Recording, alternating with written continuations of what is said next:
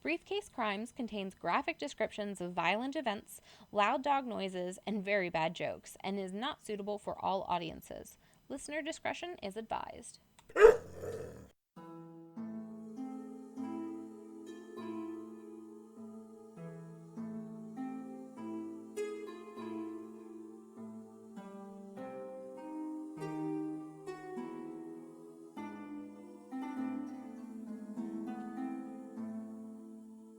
Welcome, listeners, to Briefcase Crimes.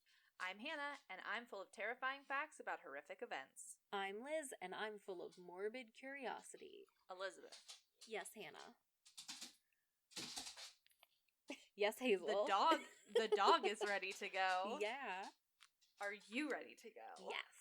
Maybe not as ready as Hazel is, but... She is jazzed. It has been quite some time since she's been, actually in the recording space with us. Yeah, really.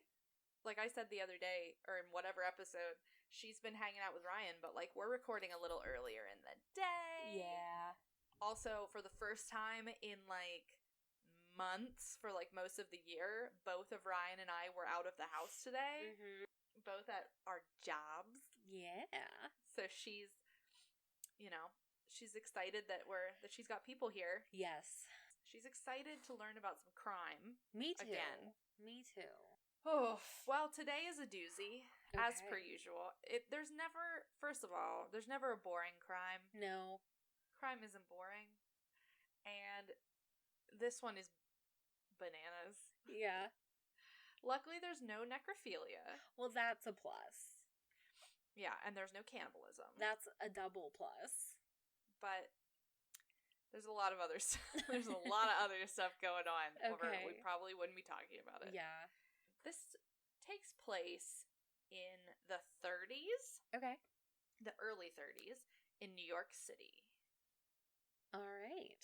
Concrete jungle where dreams are made. Oh. I always thought for a long time that was concrete jungle where dreams are made of. Oh. And I was like, Alicia Keys, that makes no sense. Yeah. But those aren't the lyrics. Apparently not. Okay, so we don't have a lot of photographs for you today. Okay. Mostly because this took place in the 30s. Right. But I do have some. So yeah. I will direct you to them when the time arises. Sounds good. Okay, we start with 5 men. Okay. As you can see, this is a little bit tricky because it's normally your first slide is the name of the murderer. Right. This one is called the Murder Trust. Yeah. This is because there were 5 men involved, but they didn't have an organized name for themselves. They didn't call themselves the Murder Trust. Oh. The media did later. Okay, I see. So I'll be referring to them as the Murder Trust when I'm talking about all 5 of them. Mm-hmm. Because I don't want to have to just list their names constantly. Right, yeah. So our main players here, they're basically in order of importance in the story. Okay. In order of priority. Sure. But their names were, there was a speakeasy owner. He owned a speakeasy. Tony Marino. Tony Marino. And that's going to come up later. There was Undertaker Francis Frank Pasqua. Ooh, that's an Italian name. Yeah. There was also bartender Joseph Red Murphy. Okay. Murphy is an Irish name. Yeah. Which comes, again, this whole, it's New York in the 30s, so of course nationality comes into this a little bit. Yeah. But, I'll explain later. Sure. Cab driver Harry Hershey Green. I don't know why they called him Hershey. Maybe because he was sweet. Maybe he came. Chocolate. Maybe he came from Hershey, PA. I don't know. Maybe. Did Hershey, PA even? I don't know when that became a thing. I don't know. I'm not. How long has Hershey's been making let's chocolate? not get into a tangent probably about Hershey's chocolate. Let's try for once in this episode not to Google anything. Oh no, I'm not Googling it. I'm not doing it. Okay, and then our last person is a fruit peddler named Daniel Kreisberg or Kreisberg, Okay. which sounds German to me. Okay. All right. And then not directly involved, but involved adjacent is also a man called Frank Manzella, which is also sounds Italian to me. Yeah, a little bit. He was a doctor and a former city alderman. Okay. And I'll explain his role in all of this later. I just like the idea that he's crime adjacent. He's an accessory. Yeah.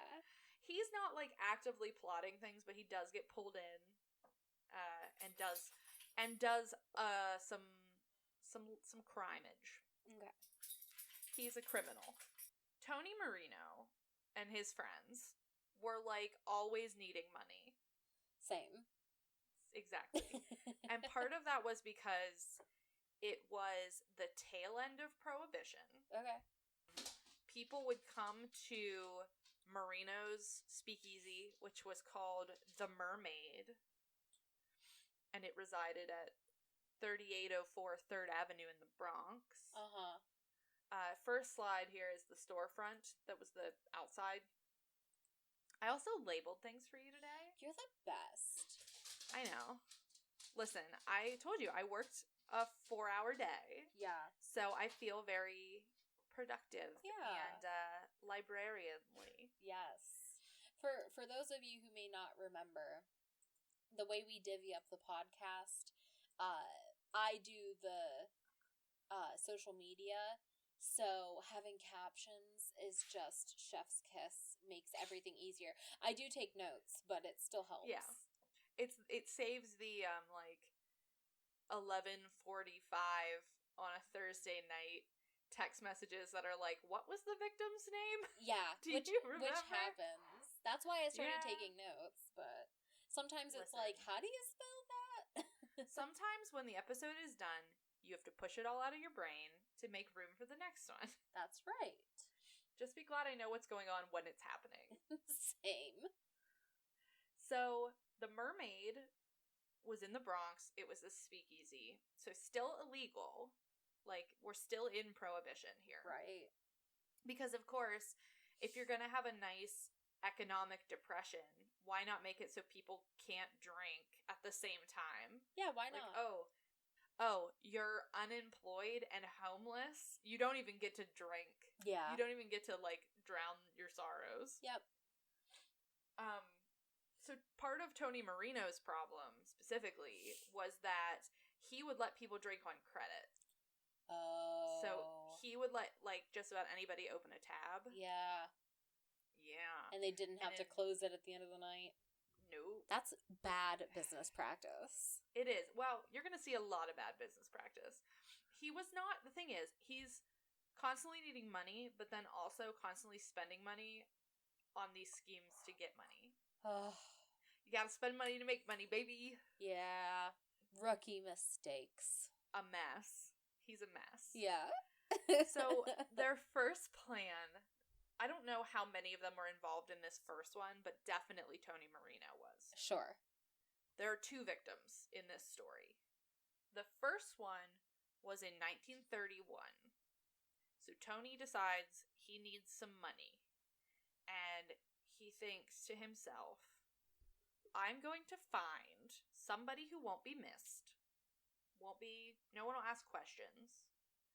I'm going to get them to write me as the beneficiary of their life insurance. Okay. I'm going to make it so they die. Passive voice. Oh, man. And then I'm going to collect that life insurance. Mm-hmm. Easy peasy. Good old insurance fraud. Yes, and the thing is, you know this, I like to listen to an old radio show from the 50s called Yours Truly, Johnny Dollar, and that helps me fall asleep. It would help anybody fall asleep.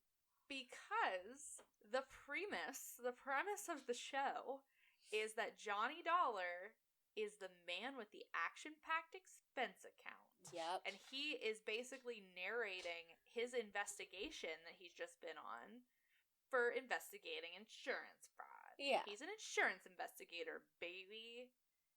And it's literally like, Tuesday, November 30th, $1.60 cab ride over to whoever's house. And it's so big, it's big boring. Ryan says when the theme song plays, he immediately feels sleepy. He's like, it doesn't even have to start talking. It's working then. Just the theme starts playing and you're like, oh man. So this felt like really, because it's in the 30s and it's insurance fraud, and I just felt like old Johnny Dollar needs to come in and be like, what are you talking about? Yeah. So Marino found this woman named Maybelle Carson. Okay. The name of my dearly departed vehicle. Rest in Maybelle. peace. Yes. May her blessing be a memory. May her memory be a blessing. Other way around. May her blessing be a memory. Youch. Didn't mean that. Tony Morello. Nope. Who's Morello? Whose last name is Morello? I don't know. I only wrote down first names. There's nobody whose last name is Morello in this story. Marino, baby. Tony Marino. Tony Marino. He befriended Maybelle Carson. Now, most of the reports on this story only talk about the second victim. Because the second victim's story is a little bit more, it's more exciting and involved. Okay. The first story either doesn't get talked about at all, or it gets, like, skimmed by kind of quickly. So I don't know a ton about Maybelle Carson. Okay. But she is a murder victim. So I do want to talk about her. Mm-hmm. And it's also the first time, to my knowledge, that these men have killed any of these men. So Carson, I know that she was homeless, and I know she sometimes is referred to as a streetwalker. I'm not sure if that is referencing sex work or not. But I didn't find a lot of, like, credibility there, so I'm not going to say that she was a sex worker without, like, more credibility. But she definitely was homeless. Marino finds this woman, and I don't even know how old she was or where she was from. None of that. But he picks her up, and he invites her to stay at his apartment. I don't know for how long. And he says, I have this bar, the speakeasy, and you and I are bosom pals now. Bosom pals. I don't know if there was more going on here. Like, I don't know if he was, like, sleeping with her. I don't know. All I know is he picked her up, let her stay in his apartment, and then said, you, my dear, it's your lucky day. You can drink for free at my bar. Unlimited drinks. Mm-hmm. The tab is endless. Mm-hmm. Exactly. Suspicious. Very. If it sounds too good to be true, it is. Yeah. If some Italian man sidles up to you and is like, hey, baby, hey. You want to stay at my apartment? What is he, Yogi Bear? Hey, boo-boo. Do you think he offered her a picnic basket? No. He's either Yogi Bear or Rodney Dangerfield. Oh my god. I don't have that many accents to pull out, but no. The problem is I do have a lot of accents. What I picture it as is like a bag full of them, and then I reach in to get one, and I just grab onto somebody and pull them out. And sometimes it's Jerry Seinfeld. Only rarely. I don't know how long Maybelle Carson was around Tony Marino, living at his apartment, drinking the booze there. Mm-hmm. I don't know. But I do know that she was around long enough to trust him enough to take out a $2,000 life insurance policy. Okay. And to name him as the beneficiary. That's pretty significant. Yeah, and I don't think she would have done that without coercion. Probably not. Like, I don't think he, like, forced her to do it. Yeah. But, hold on. Are you Googling something? I'm doing an inflation calculation real quick. Because I forgot to do it for this. Okay, it's going to be about $25,000. Did you do it already? No, I'm making an educated guess. Did I tell you how much she took it out for? 2,000. Okay. I didn't remember if I told you how much she took out, and I was like, that's really ballsy to just, like... So, I did an inflation calculation for my episode, and I'm basing it off of that, even though it's a different year, but... 1931, yeah. $2,000 would be today money. $34,247.37. I was in the ballpark. Remember, it was the depression. That's true. Which, I mean, so our inflation, I don't really know what inflation is. I know it's like the value of $1, but like... Girl, we're gonna talk about it because there's a little bit, not a whole lot, but in my episode, there's a number that I do for inflation, and I also included the little chart that the website gave me for the buying power. It's depressing. Because we are referencing it, I am going to say we have begun dual recordings. Some of our, it's like a whole schedule, but some of the days that we're recording 2 to make sure that we get ahead so that we can take time off for the holidays. Right. So we are referencing the fact that today we will be double recording. Yes. Which means that we will also be having some weirdness going on at the end with the reading and recommending. But right. Do we want to talk about what we're double recording now? What do you mean? Announce the new series. Oh, that's right. Oh, do you want to do it or do you want me to? Yeah. So we're starting something a little bit different, and we're going to be continuing it for the foreseeable future. Yeah. We talked about it a little bit in episode, well, obviously we talked about it in episode 13. 13? Yes. The one where we talk about the Flatwoods monster. Yes. That was meant to be a bonus episode. However, we have decided to create a monthly mystery series. I'm thrilled. So, these will be stories that I tell to Hannah instead. So, today we're doing one Hannah story and one Liz story. Yes. So, that might clear up some confusion. However, if you are listening to this episode 15... Yes. You will not get to hear Elizabeth's story until it's going to be the second Friday of every month. So you'll hear it, episode 17 will be Elizabeth's story. Right. But we figure on our double recording days, it's easier for us each to prep one rather than Hannah have to prep 2 in one day. Blessed be. I'm thrilled. Yeah, and this series, the first one is that Flatwoods monster. It's a cryptid episode, but it's going to be just mysteries. Any kind of mystery. There may or may not be crime involved. Sometimes there is. Why do we have laughing? What did I do? I knew you meant like that episode, but it reminds me like Braxton County, home of that Flatwood monster. Oh, that Flatwood monster. That darn cat. That Flatwood monster. Oh, but yeah, sorry. So if mysteries are your jam, I mean, they're going to be whatever I feel like. So I'm into it. Yeah, conspiracy theories, whatever. It's just going to be something weird each time. Our bio, I wrote in our bio at the very beginning that we cover our crime stories. Excuse me. Our favorite crime stories and spooky tales. Yeah. So, it's our show. And we talk about what we want. Yeah. Like, inflation. Maybe someday we'll have an economist. Oh, maybe. Explain me inflation. I shelved a book at work today in the youth room called, like, How to Be Good at Math. Yeah. And I was just like, you think I could check this out and nobody would notice? Anyhow, where were we? Coercion. Maybelle Carson took out a $2,000 life insurance policy, which is like $34,000 in 2020 money. Like a brand new car. Yeah. A brand new nice car. Yeah. Like, that's a lot.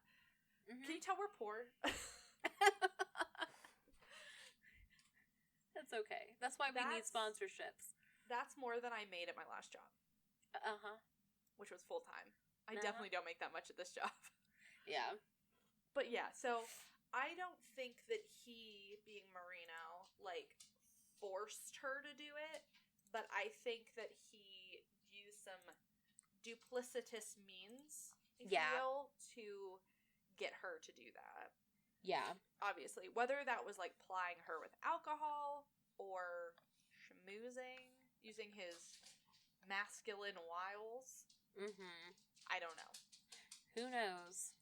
Only Tony Marino. Because Maybelle Carson's story doesn't even really get to be told, let alone the minute details of it. Yeah.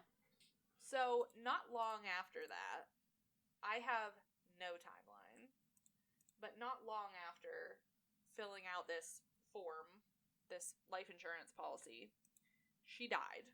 Uh-huh. Shocking. Right.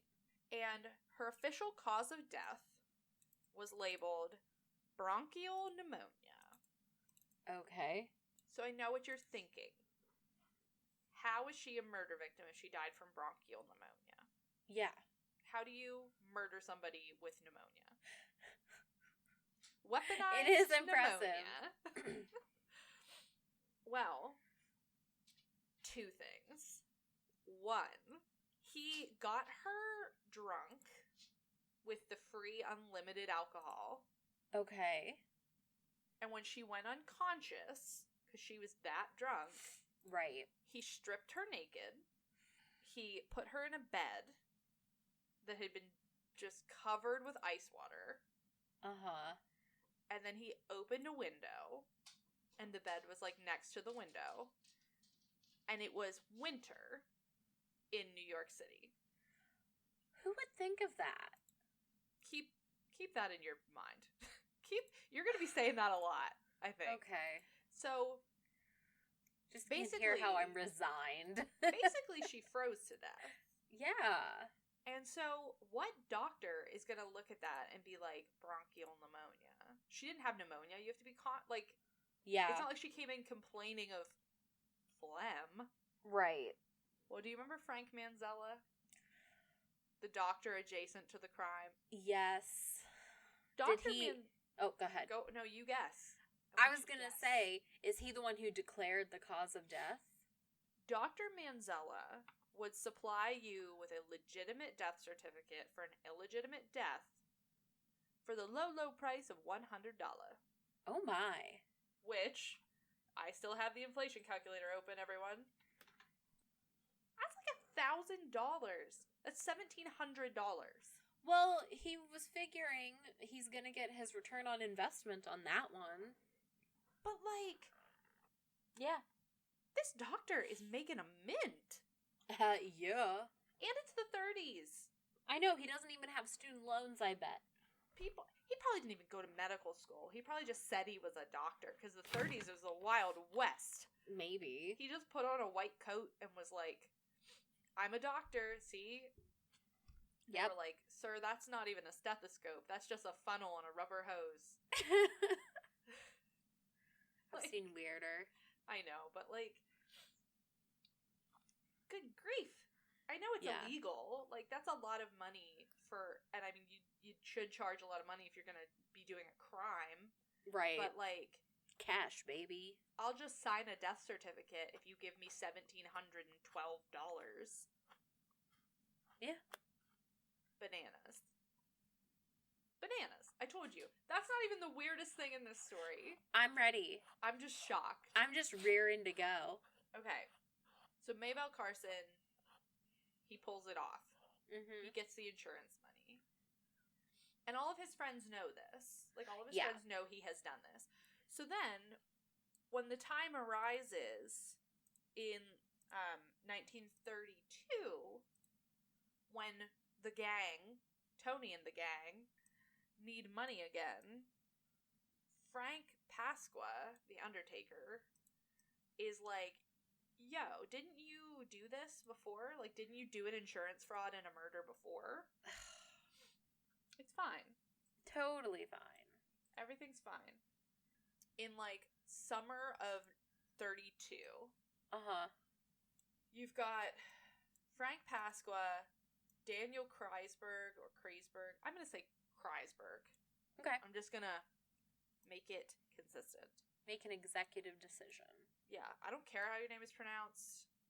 I'm pronouncing it this way for the rest of the episode, because you're not here to tell me otherwise.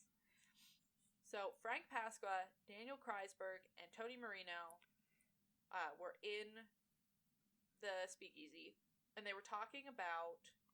I'm sorry, is this Frank the doctor or Francis the Undertaker? Francis the Undertaker. Okay. Frank the doctor is not mentioned a lot, because, again, he's just crime adjacent. Right. So they're talking about their financial woes, as friends do. And Tony's like, yeah, business isn't going great. Mostly because nobody's closing their tab, but also because I just spent a lot of money trying to kill this woman. Yeah.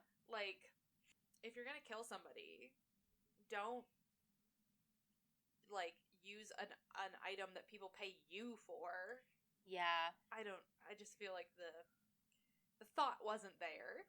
Right. I didn't think very far ahead. So, like, yeah, you got $34,000, but how much of that did you spend plying this woman with booze that you have to probably spend a lot for because it's bootleg? Yeah. Like what we just talked about, like, if you're gonna do something that's illegal, you want paid more than normal because it's illegal. Right. A mess. He says, yeah, business isn't going great. I'm, like, not a good businessman, it turns out. And so they're like, well, why don't we do what you did? We'll get all 5 of us involved. And we'll find somebody that nobody will miss that'll be easy to kill. Same deal. What could possibly go wrong? Oof, they picked the wrong person. So... raise your hand if you're surprised. Yeah, these guys don't have, like, super good judgment. They tried. If you're surprised. They tried. They're like, we'll find somebody. We'll make them drink themselves to death, basically. We'll do the same thing you did before. Yeah. They figure they'll get somebody to take out 3 life insurance policies. Each offering double indemnity. And then that way, when they killed him, each member of the trust, this murder trust, would receive about $65,000. Wow. Yeah. I'm not sure. Like I said, I listen to Johnny Dollar, but I don't actually listen to Johnny Dollar. I'm mostly sleeping during it. Okay, so Wikipedia says, double indemnity is a clause or provision in life insurance or accident policy whereby the company agrees to pay the stated multiple, example, double or triple, of the face amount in the contract in cases of death caused by accidental means. So, double indemnity, I guess, meaning that when they kill him, the insurance company will pay out double whatever was taken out if it's an accident. Jeez. Just seems weird. Yeah. Yeah, Like, it does. It seems weird, but I never think about the fact that, like, life insurance is supposed to provide for your family. Yeah. And not just, like, it's not just a get-rich-quick scheme for, like, low lives with bad judgment. Yeah. Okay. So they start looking for a mark, a person to pull this shenanigans on. Right. And they find Michael Malloy. Okay. Into their life walks Michael Malloy. Actually, Michael Malloy had already been there in their lives. He had staggered into their lives a long time ago. He was a, like, frequent drinker at the Mermaid. He was an Irish immigrant from Donegal. He used to be a firefighter, maybe, or a, like, machine engineer, like somebody who ran machines. Mm-hmm. But, like a lot of things in this story, his background is real nebulous. Right. Like, there's not a lot there. There's not a lot said about his background. Yeah.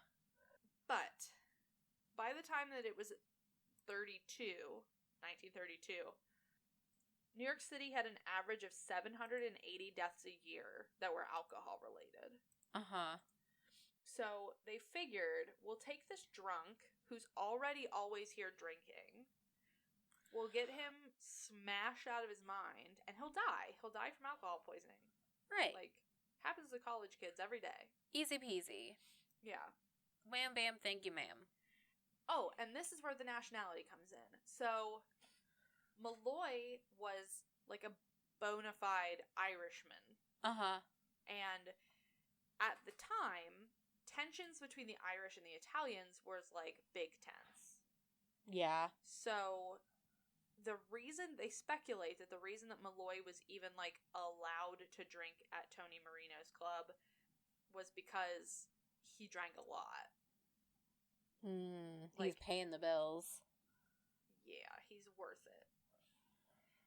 He would like run up a tab, and then he would stumble into an odd job, and then he would come back in and he'd pay his tab. Yeah. So he at least was always good for it. I don't know about these other lowlives. I don't know why this guy that actually would pay his tab every so often is the one that they were like, yeah, we'll just kill him. It's fine. I don't know, man. But again, they were not making the best decisions. So. You don't say. Yeah. I do say, in fact.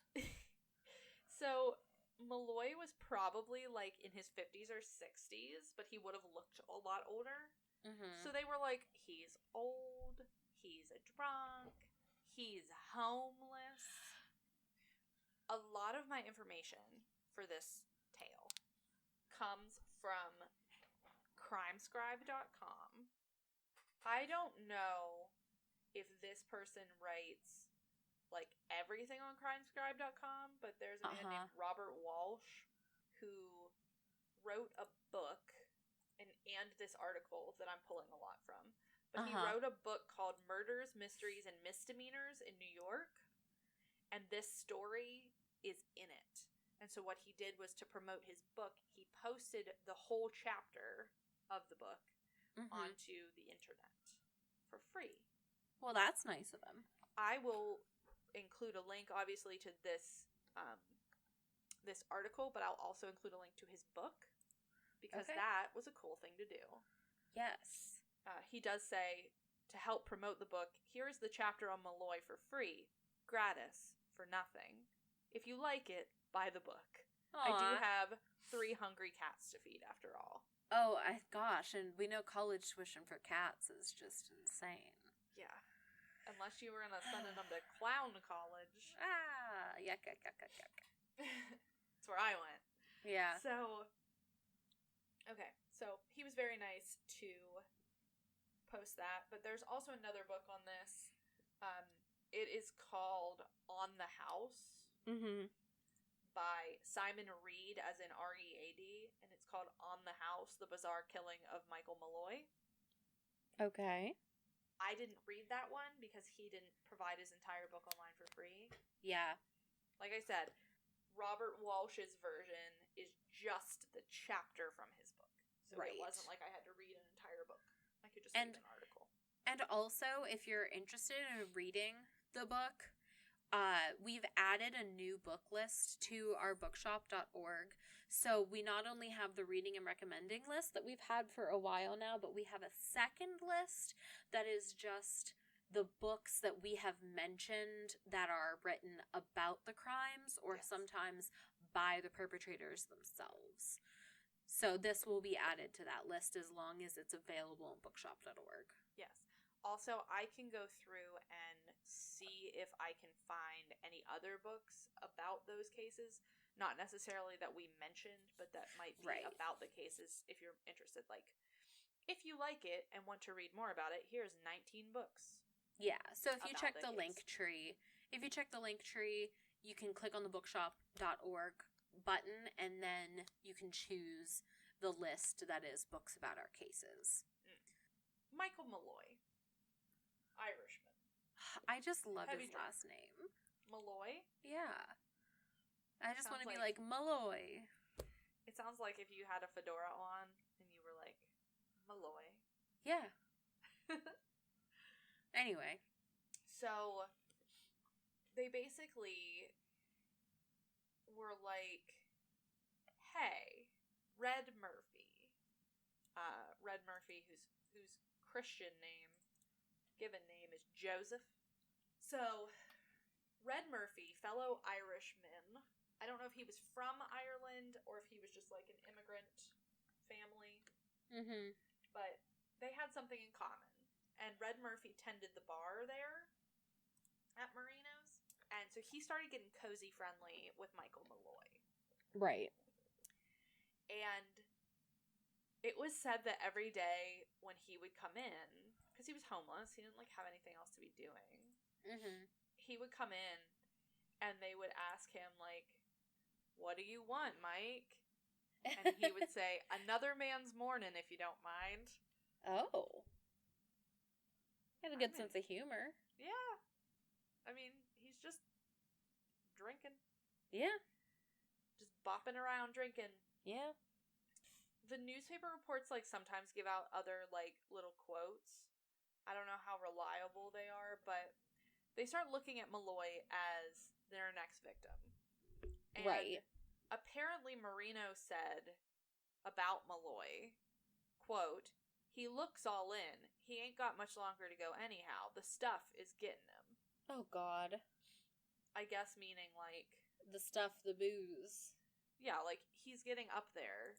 He's gonna die soon anyway. We might as well get him to take out 3 insurance policies and just kill him. They're gonna have to roll for persuasion. Unacceptable. That's simply unacceptable. They pick Malloy, they get him, like, comfortable, and they're like, hey, buddy, guess what? Not only is your credit back, because originally they were like, Mike, you can't keep running up a tab. Yeah. And making us wait forever to pay it, because I got a business to run, I guess. Yeah. Bad business sense. So they were like, not only are we bringing back your credit, but it's all you can drink, my dude. Oh. Bottomless pancakes at IHOP. Oh my God. Like, whatever. And I don't know how they framed it, but that just seems weird. Yeah. Like, bad business sense, but okay. Yeah. Fair enough.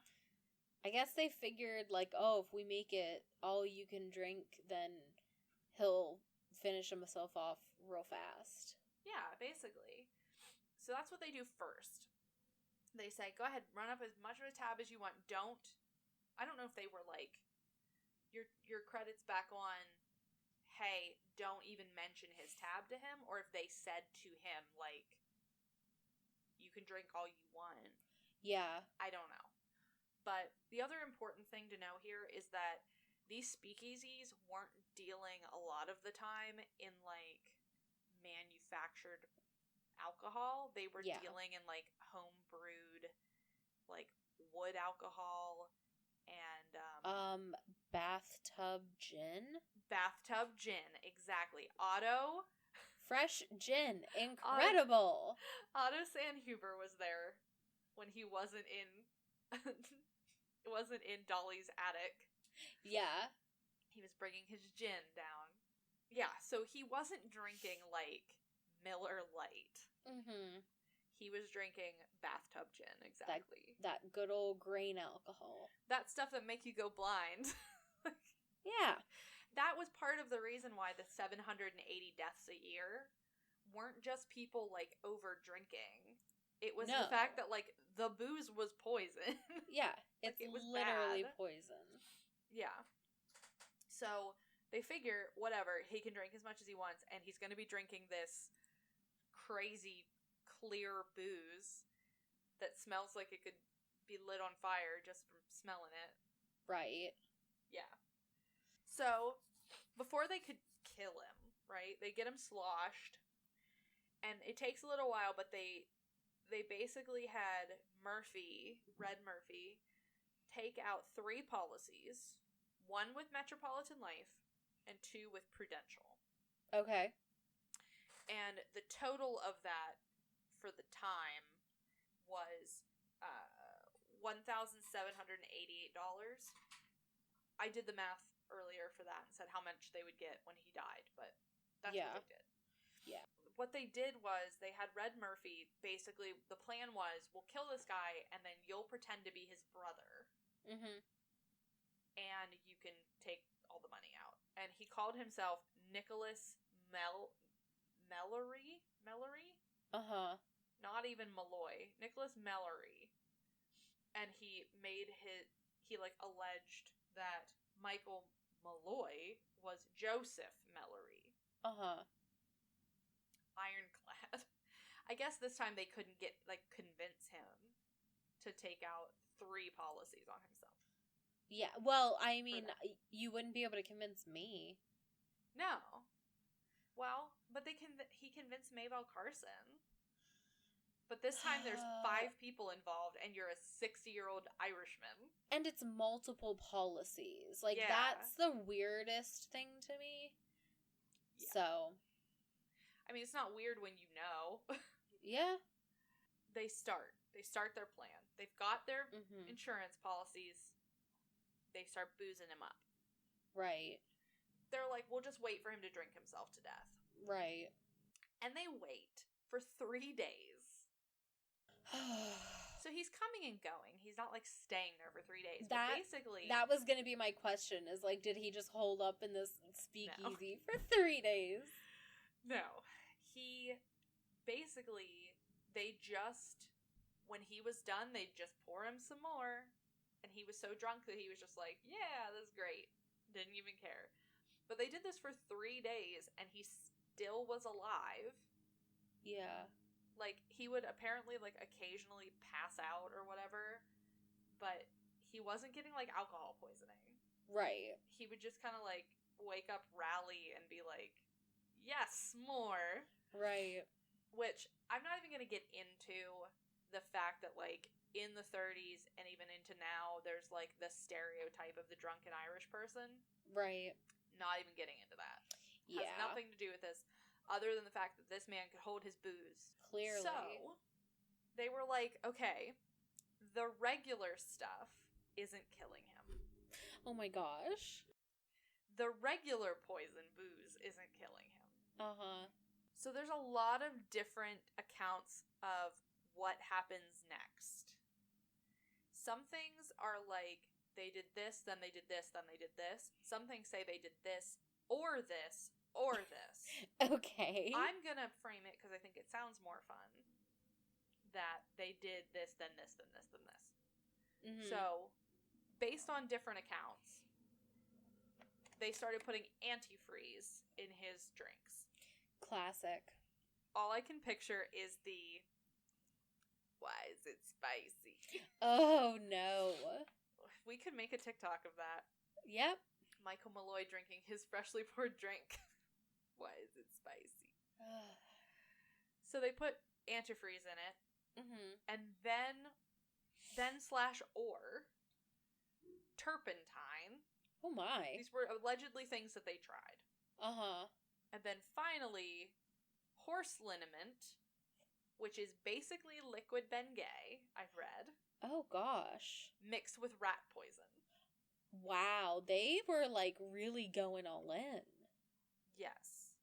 They were let's make him a cocktail. Yeah, let's make him a cocktail of Bengay and rat poison. And yet, the guy just downed it and was like, eh. Yeah. Seems right. Tastes weird, but whatever. Yeah, it's free. He tastes weird, but it's free. Yeah. I don't know. He was I don't think I've ever told this story on the show. Mm-hmm. But when I was a child and we lived in the wilderness, I I returned to my mother one day as a very small child with berry juice smeared all over my face. Uh-huh. And my mom was like, what did you eat? Because we had black raspberries on the property. Mm-hmm. And I was like, I brought her over to what I had eaten, which were pokeberries.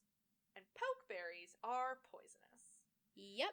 So my mom, like, filled me full of milk and I think called the Poison Control Center. I was so little, I do not remember this. Yeah. But ultimately, as you can tell, I did not die. Right. But I did do it again later. It's because you didn't die the first time, so you were like, ha! I guess. Try me, pokeberries. We were watching a show called Your Kid Ate What? Like one of those TLC garbage shows. And I was like, I can't believe some of the things that these kids are eating. And my mom was like, you ate poison twice. And my dad just goes, and lived. Like, but this is what this reminds me of. Because he's just like eating and he's just drinking poison. Yeah. Like straight up poison mixed with alcohol. Yeah. Yeah. So they even like switched him to pure 100% wood alcohol, which I believe will make you go blind. Hey, why not? Yeah. No. It's a mess. They're just trying their hardest to kill this man. Not working. Yeah. Yeah. The other thing that's good to mention, I guess, is that at least according to Robert Walsh, Red Murphy also used to be a chemist, okay. I guess.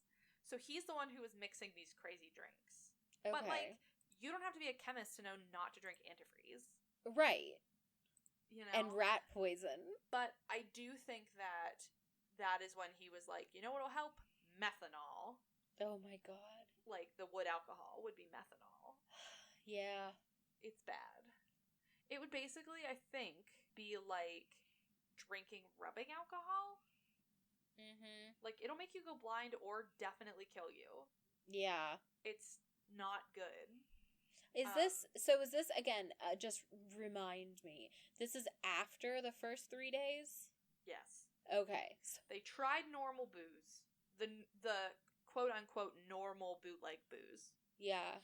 Then they started giving him bootleg cocktail. Bootleg booze mixed with rat poison or antifreeze or Bengay or whatever. They were just like, man, this guy's just not killing himself fast enough. I know. And then they were like, you know what'll help?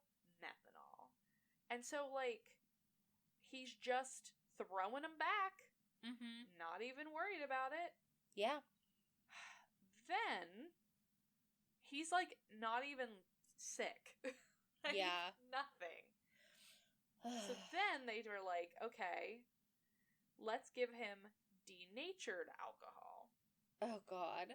I don't know a lot about alcohol, so I am relying on the internet a lot for this one. Yeah. But denatured alcohol was also known as methylated spirits.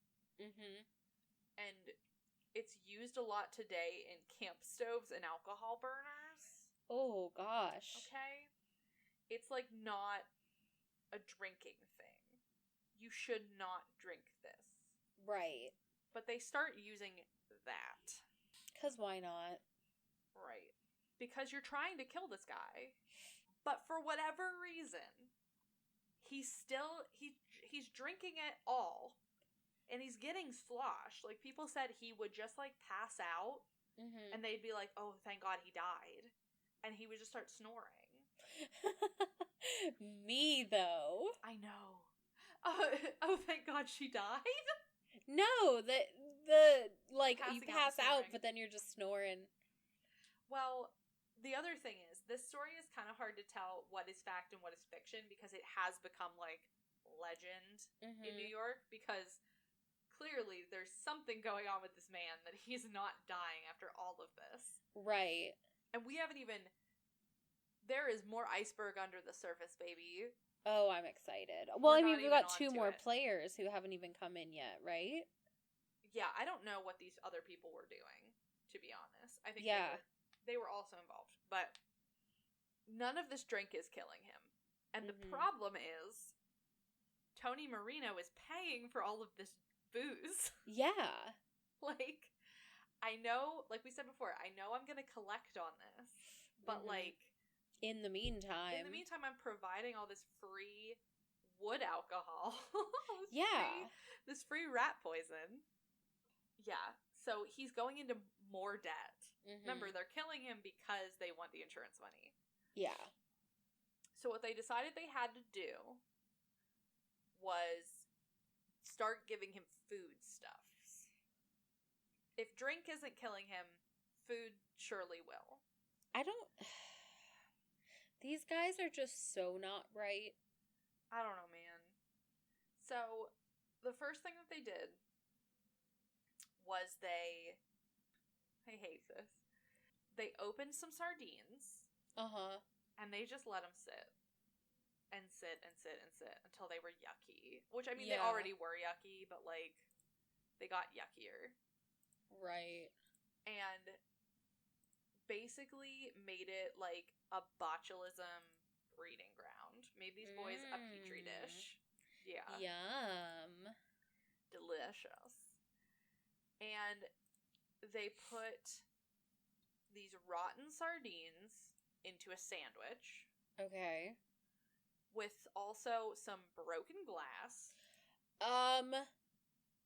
Excuse me? Broken glass. You heard me. Continue. Rat poison on the sandwich as well. Yeah. So you've got nasty sardines, glass, rat poison, and then they took the can and they scraped off a bunch of shavings, metal shavings, and they put it on the sandwich too. That's just such a bad idea. It's just such a bad idea. All he's gonna do is cut up his mouth. Well, what he did was eat the sandwich and was like, that was really good, boys. Yeah, make me another. I'd like another. He literally asked for another one. Oh my god. And they have to be staring at him at this point with, like, eyes wide. It's like in the cartoon when you can hear them blink. Yes. You know? Blinking noises, exactly. Yes. Because what in the freaking world, man? Honestly. He's drinking antifreeze. Yeah. He's eating rat poison and glass and metal. And washing it down with turpentine. Yeah. Like, and he's just fine. Like, he's not even getting sick. Yeah. Yeah, so they were like, okay, next plan, also food. Food-based. Welcome to my cooking show. It's me, Tony Marino. What you're going to need to do is you're going to need to get a dozen raw oysters. I don't know why all the food has to be yucky food. Yeah, I don't know. But it's already yucky, might as well make it worse. Right. Get yourself a dozen raw oysters. And then what you're going to do is you're going to marinate them. Marinate them overnight. In antifreeze, methanol, turpentine, horse liniment. Like, you're gonna let it marinate in the antifreeze. We'll accompany that later. It pairs well with a good cocktail made of Bengay. Michael Malloy just slurped down all these oysters and pounded his shots and staggered home to his not home because he was homeless. Yeah. And didn't die. I mean, he's a champ. This man needed to be a competitive eater. Yeah. Iron stomach. Wow. Yeah. So they're like, what the heck? I guess drinks aren't working. Food isn't working. Let's just do what we did with Maybelle Carson, and we'll freeze him to death. Sure. He can't, his stomach won't help him here. Right. Yeah. So they wait until he got, like, sloshed. And they carried him way, way away from the club. They carried him to Claremont Park. And it was winter in New York. Again. Which is, if you're not from the United States, or maybe you are but you've just never heard of this, winters in New York are, like, brutal. Yeah. Because it's an island. Like the island of Manhattan. Right. It is an island, so it gets a lot of breezes from the water and everything. It gets really cold. Right. So they took him to Claremont Park. They plopped him down. They, I think, poured water on him even. Probably. Yeah. And the next night, in he came and was like, I feel like I might be getting a cold. Oh my god. The end of this story, it's still very tragic, but, man, if they didn't try. Yeah. Wow. They tried. Oh my god, did they try? Exactly. Exactly. He certainly got his money's worth as well. Oh, yeah. How much time has passed now? Do we have, a... They started planning this in July, and now it's winter. Oh my god. Yeah. I know. Oh god, these people are awful at this. Yeah. Well, I don't... any normal person would be dead. True. They would be dead already. True. So they're like, what do we do? They sit down, a meeting of the minds. What do we do next? Yeah. Let's hire a hitman.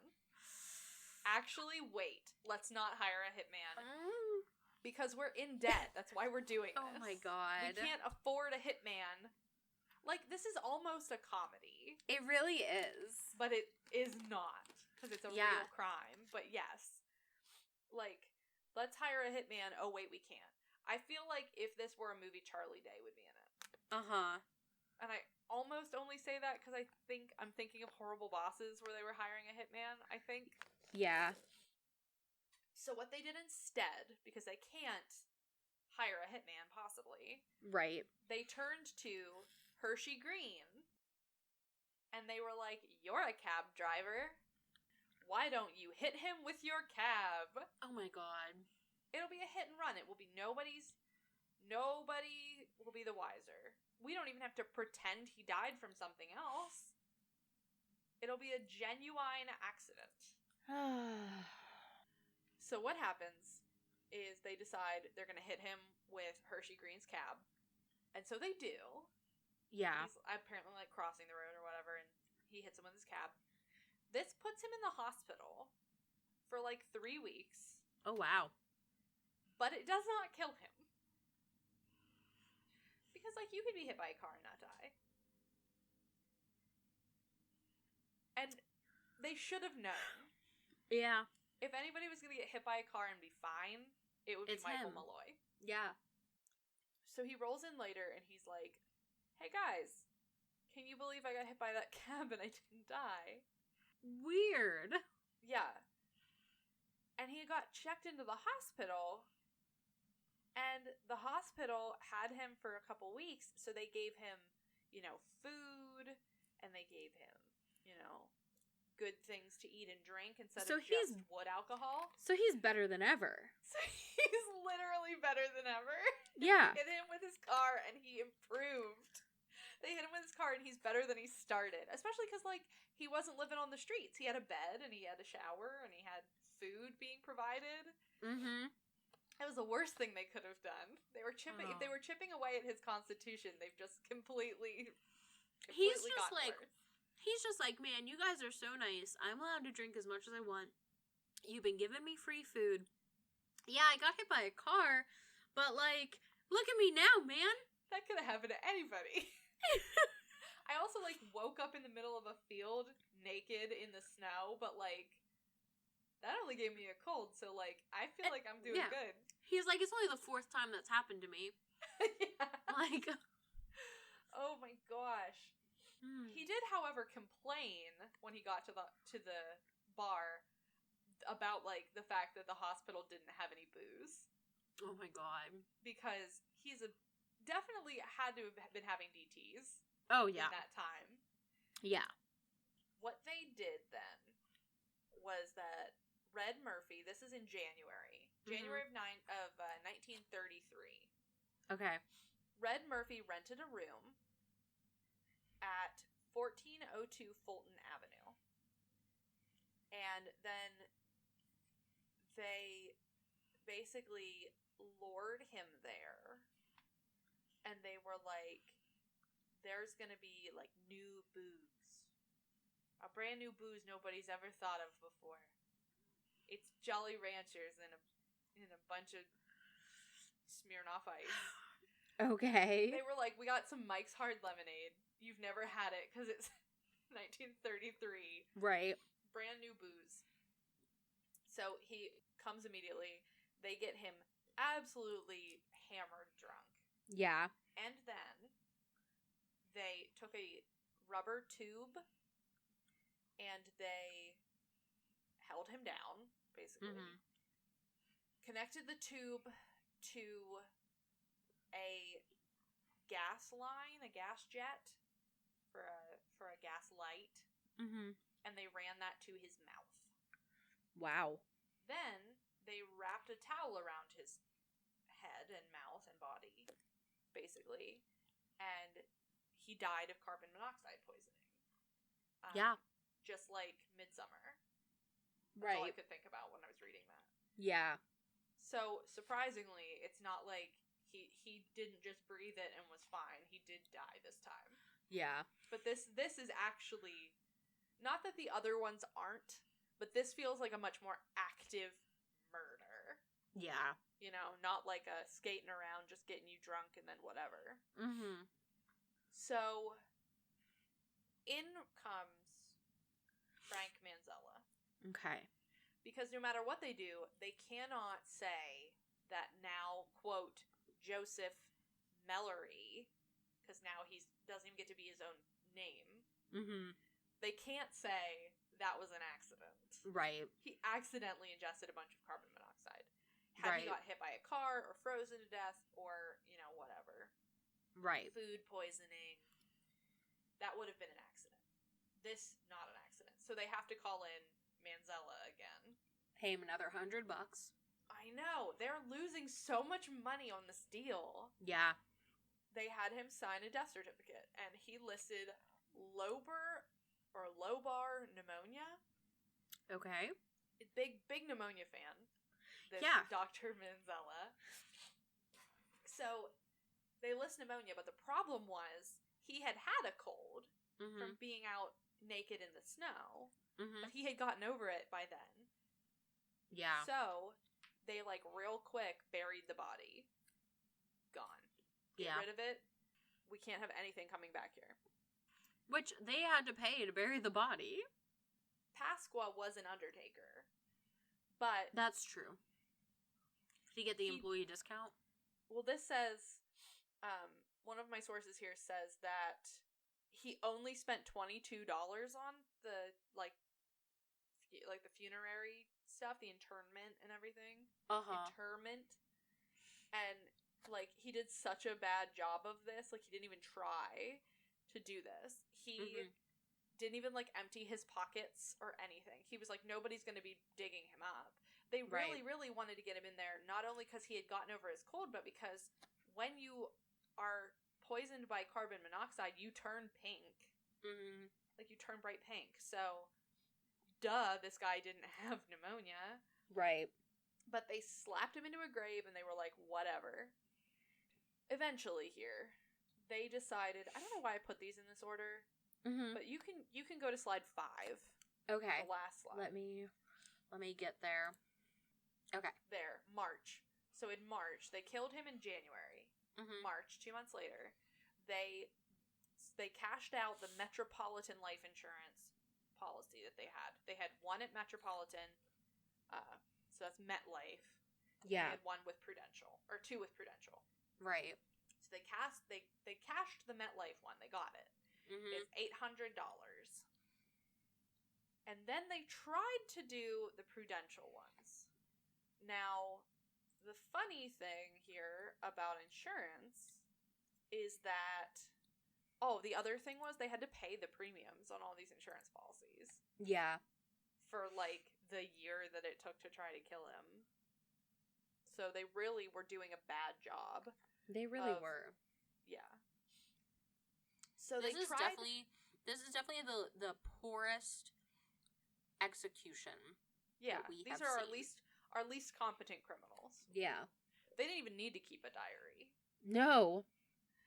My gosh. So they went to Prudential and they were like, hey, give us the money. And they were like, hey, can we see the body? Ooh. And they were like, no. It's already been buried. Right. So the insurance company was like, this is fishy, we're calling the police. Good on Prudential Life. The neighbor, well, you'd think this would have been like a State Farm. Mm-hmm. Because they are the neighbors of insurance. Is it common for life insurance to want to see the body? I don't know. Because that seems weird to me. I would assume they just need the death certificate. I don't know why they wanted to see it. They had some sort of suspicion. Mm-hmm. I don't know what it was. Maybe the insurance folks talked to each other. Maybe. And we're like, Joseph Malloy, we know him. We had one on him. Anyway. So in May, they scooped him out. They exhumed him. Mm-hmm. And they were like, turns out he didn't have pneumonia. Right. So Pasqua, who wasn't Undertaker, could have cremated him. Oh, but he didn't want to spend the money on it. So they exhumed him and they realized he actually didn't have pneumonia. The other thing was, because they could only get the one policy for $800, which meant, I took away my inflation calculator. That's okay. Because they could only get $16,000, which then you divide by 5. Right. When normally they were each going to get $64,000. Right. They only got that piddly amount. So not to mention all the money they put into it. Yes, because that was the thing. They had to pay for the insurance. Because you pay for that. Yeah. They had to pay for the booze. They had to pay like all the food, all of it. I'm sure that Hershey Green's cab needed some fixing after he hit a man with it. Probably. But Hershey Green wasn't happy with the fact that he didn't get the $64,000 he was supposed to get. Right. He went to the police. And he was like, listen. They like already kind of figured because they had been tipped off by the insurance company. But it was Hershey Green's testimony and like compliance that was like, yeah, this is what happened. He also told the police about Tony Marino killing Maybelle Carson.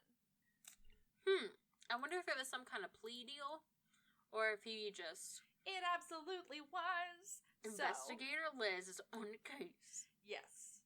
So, basically, Hershey Green was sent to prison for his entire life. He spent life in prison. The other 4 went to Sing Sing. Good old Sing Sing. And in June and July of 1934, they were executed via the electric chair. Ooh. And, spicy. Why is it spicy? Exactly. So now if you go to slide 4. Let me get back to it again. Okay. You've got Tony Marino there, and also in the lower right of that one of all 4 of them, Frank Pasqua, and then also in the lower left of all 4 of them, and then the top 2 are Daniel Kreisberg and Joseph Murphy. They look exactly how I would expect people who worked in the 1930s speakeasy to look. They look exactly like incompetent criminals. That too. Yeah, the worst. They were killed, all 4 of them, except for Hershey Green. Right. Were killed. And the next one, number 3, the one before that, this is a headline from the San Antonio Light from 1933. So, like, this was covered nationally. I'm, like, trying to see this, like, cartoon. I'm gonna blow it up. Hold on. I don't know why it's black with white on it, but... Okay, so there's a little like cartoon of them Yeah, and then eating. And then pouring ice water on him. Yep. And then putting him with into the car. Yeah. Hitting him with the car. Yeah. 5 times the ghoulish plotters tried to kill the homeless bum, Michael Malloy, whose life they had insured, but he survived every deadly scheme until they put a gas tube in his mouth and held him down until he died. Yeah. I like that in the eating picture, like the poisoning him picture, one of the men is in the background, like sprinkling poison onto a plate. Yeah. I like it. But and they still call him a homeless bum. Yeah, because, well, he might be rude. dead, but he's still valueless to them. That's why they picked him. Obviously. But Michael Malloy, because of all of this, he got a lot of nicknames because of this. I mean, he didn't appreciate them because he was dead. Yeah. But he's been called Mike the Durable, which is my new D&D character. Mike the Durable. Iron Mike, the Irish Rasputin, and the Juggernaut.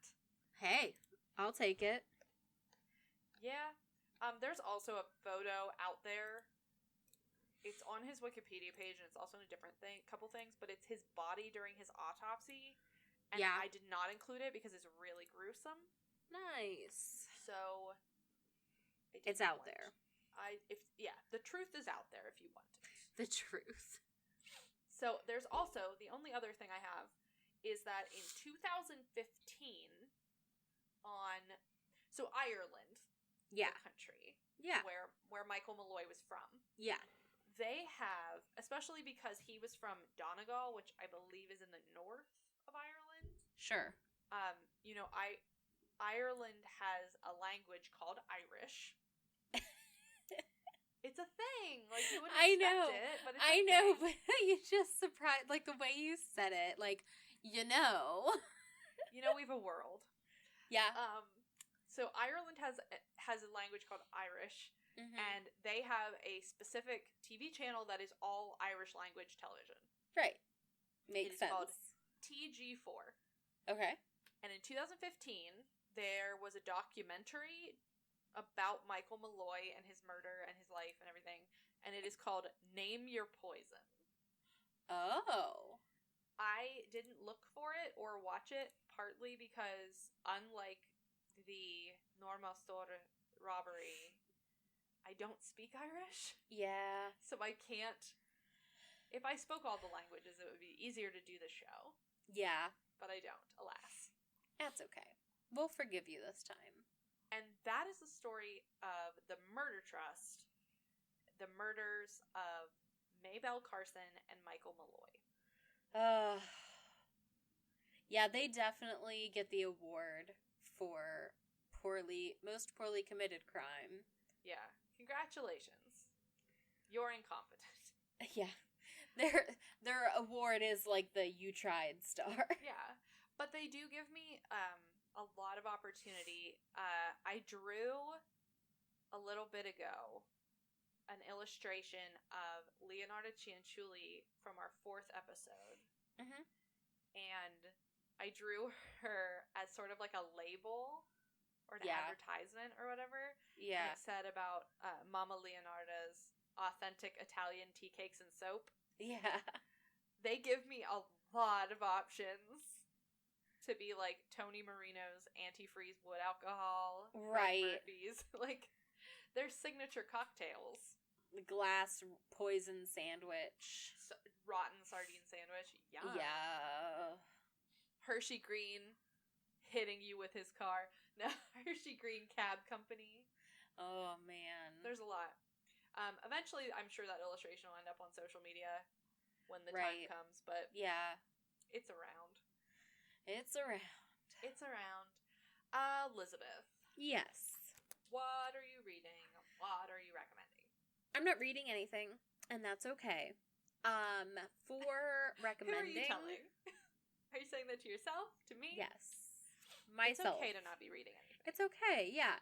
So I'm going to recommend an older book, and I think that this time it's going to be The Radium Girls. Ooh. Yeah, which is a nonfiction book about the young girls who painted clocks with radium, which is a radioactive material, and it did not end well for them. So that's what I'm recommending. I gotta look up the author, actually. Okay, so the one that I read is called The Radium Girls, The Dark Story of America's Shining Women, because the radium made them literally luminesce. Yes. So, it's a really good read. That was the point of the radium in the watches, was to make the clock hands glow in the dark. Exactly. Yeah. So, it is, again, it's nonfiction. It goes into the details of the girls' employment and then the health issues that they suffered after working there, as well as their attempts to get legal justice, which was very difficult. Now, I listened to the audiobook of this one, and it's a little bit of a tough audiobook. The narrator reads it like it's a textbook. Oof. Yeah, so I would recommend reading it yourself, and I would not recommend the audiobook, but I do recommend the book in general. Yeah. Nice. Yeah. So that's my read for the day. What are you reading? Well, like I said in, I don't even know what episode we were on at the point, but I was reading Mexican Gothic. Mm-hmm. I would still recommend it, like, if you want to give it a try. In the spirit of this year of just giving up when something's not working out, like Liz quit reading The Library of the Unwritten. I quit reading Mexican Gothic. Did you? Because the other night I was trying to read to, like, get myself to sleep. I've been real anxious this last year, but this last couple weeks, mainly with the election and then also starting a new job makes me very nervous. So I was very anxious, so I wanted to read to calm myself down. I started to read it and I was just like, I just am not digging the writing style of this. Yeah. And that's okay. And I'm just gonna quit while I'm here. And, like, maybe one day I'll pick it back up again. But, like, if you want to read it, go for it. It's still on our list. It still comes highly recommended from other people. I just wasn't digging it. Yeah. But what I started reading instead, I'm still plugging through Pride and Prejudice. Mm-hmm. I'm about a little more than halfway through. Yeah. I'm listening to the audiobook of that. Rosamund Pike is doing a great job of reading it. However, what I found instead was it's the first in a series, and it's a historic fiction set during the Iron Age in Norway. Ooh. Which is my jam. Yeah, it is. I am so thrilled to be reading about the Vikings. And, I'll tell you the title. Yeah. The title of the first one is called The Half-Drowned King. And it is by Linnea, which I can spell for you. Yes, I will need that spelled. Ready for you. Linnea is her first name. Okay. And her last name is Hartsuyker. It's spelled HARTSUYKER.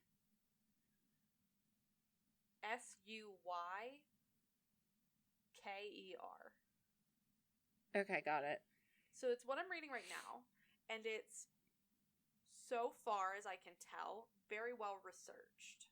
Good. Like, there's a lot of stuff in there that feels like this person knows what they're talking about with the Viking age of everything. Yeah. I'm not going to recommend that one today, though, because I'm not far enough in it to know if I want to recommend it. Hey, it all goes on the same list. I know, but I want to recommend a book. Oh, I sure. recommend a book because I don't feel like I can recommend that one yet. Okay. But what I do want to recommend is a book that I read a few years ago. Lots of people have read it. They made a movie about it. But I'm going to recommend The Martian by Andy Weir. Ooh. Because it is great. Like, it is fantastic. I've heard read good things. Through it so quickly. It's so cleverly written. It's so funny at times, but also, like, very high stakes. Yeah. So the premise is we're at an age where we're able to, in the not so distant future, like it's not like super sci-fi. Yeah. But we're able to get to Mars. And when we go to Mars, something happens and one of the astronauts accidentally, obviously, gets left behind. Yeah. On Mars. So he has to like figure out how to survive until they can get him again. Right. And it's so well written, and it's so, like, there are moments of it that had me laughing out loud. Mm-hmm. It's just very funny and very, very well written to the point where, like, you feel like you know the characters, which I really like. Yeah. So I am going to recommend The Martian by Andy Weir. Well, good. And I will reserve judgment for The Half-Drowned King and maybe explain the plot of that one once I'm reading it some more. Yes. Maybe next week. Maybe. Definitely not episode 17 because we're about to wrap this one up and record that one. Yeah. Yep, pretty much. Yep. And with that, would you like to wrap this up? Yes. So we are Briefcase Crimes across yeah. all platforms. Don't worry, I got you. You can find us on Instagram, Twitter, TikTok, and Facebook. You can listen to full episodes anywhere that you listen to your podcast, as well as on YouTube. If you would like to support us monetarily, you can buy us a coffee on ko-fi.com. That's ko-fi.com/briefcasecrimes. Or you can purchase any of our book recommendations or the books that we mention in our episodes on bookshop.org. They support local bookstores by donating 75% of profits to them, and they support us through our affiliate link by giving us a small percentage of their profits as well. And with that, thank you all so much for listening. And we'll see you later. Bye. Bye.